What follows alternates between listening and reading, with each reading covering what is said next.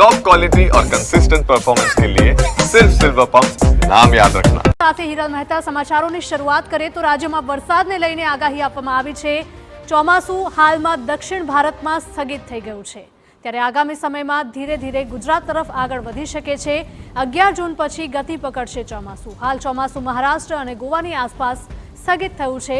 11 જૂનની આસપાસ બંગાળની ખાડીમાં નવી સિસ્ટમ સર્જાઈ શકે છે, તો 11 જૂન બાદ દેશના અન્ય રાજ્યોમાં ચોમાસું પહોંચશે। નવી સિસ્ટમ સર્જાવાને કારણે ઉત્તરના રાજ્યો તરફ આગળ વધશે ચોમાસું। ચોમાસું સ્થગિત થવાથી અઠવાડિયા સુધી ઓછા વરસાદની શક્યતા।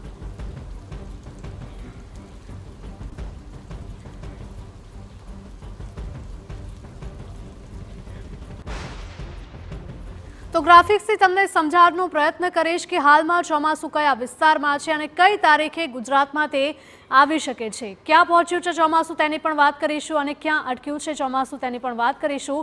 26 મેથી આગળ વધ્યું છે ચોમાસું।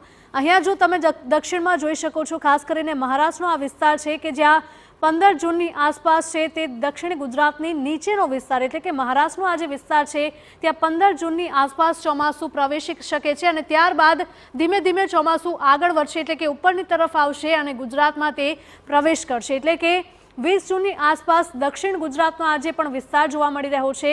સુરત છે, પછી ડાંગ છે અને નવસારી અને વાપીની આસપાસના જેટલા પણ વિસ્તારો છે ત્યાં ચોમાસું છે તે 20 જૂનની આસપાસ પ્રવેશ કરી શકે છે।